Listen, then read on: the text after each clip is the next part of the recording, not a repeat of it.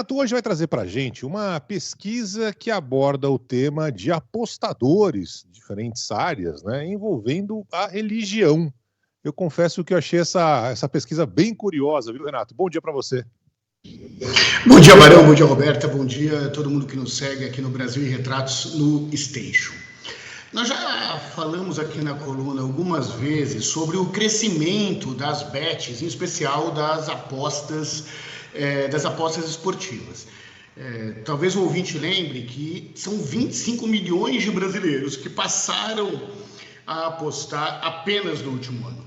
E o Datafolha fez um recorte muito interessante, que está numa matéria de hoje da Folha, assinada pela minha amiga Ana Virginia Balussier, que mostra a relação dos evangélicos com os jogos, uma comparação entre os católicos e os evangélicos na relação com os jogos, Barão. E os resultados aqui são bastante interessantes.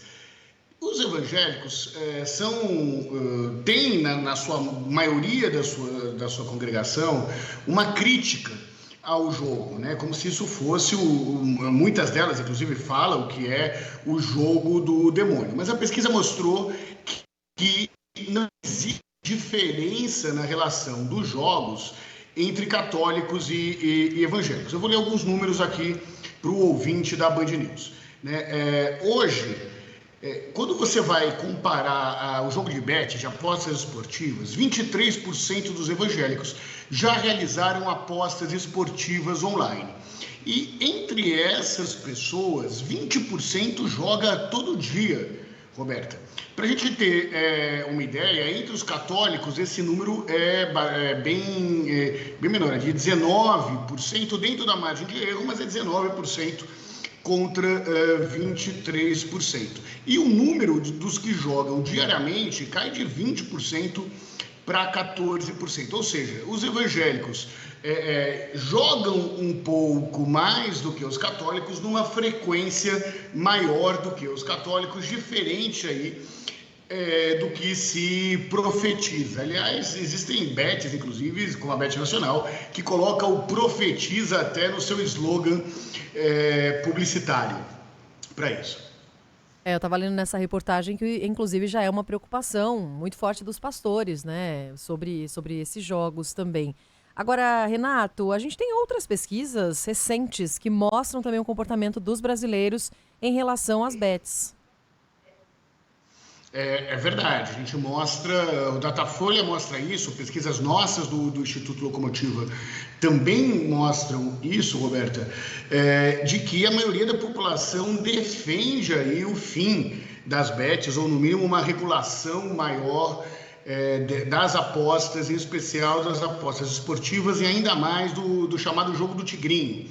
Né? Se algum dos nossos ouvintes já apostou, ele entra aí na plataforma, no site, no aplicativo da casa de apostas, ele vai perceber que além das apostas esportivas tem o que é chamado de cassino, né? São os jogos aí em que ele depende da sorte.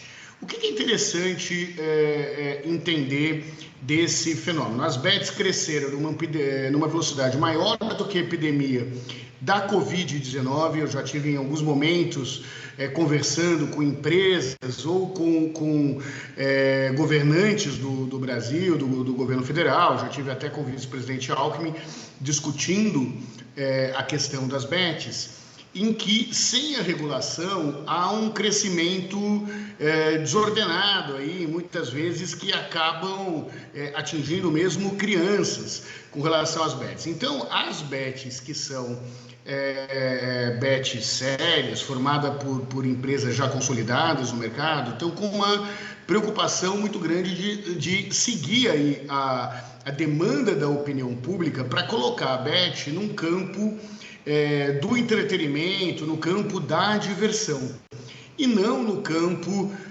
do jogo de azar, ou como se fosse um investimento para essas pessoas. Isso é importante porque, para o ouvinte entender, o que justifica esse número aí dos evangélicos apostarem muito mais do que na Mega Sena, por exemplo, que é uma loteria da Caixa Econômica Federal, é o fato de que é considerado um jogo de estratégia e não um jogo que dependa da sorte. E é cada vez mais importante com que os brasileiros como um todo entendam que o jogo é algo para entreter os brasileiros e não funciona como investimento financeiro. Muito bem, nosso Renato Meirelles sempre trazendo pesquisas importantes, acompanhando de perto o que está acontecendo no Brasil, no mundo como um todo. Renato, grande abraço para você, até a próxima. Um grande abraço e para quem for aí apostar, aposte com moderação. Um beijo grande, até terça que vem. Valeu, Renato. 11h40.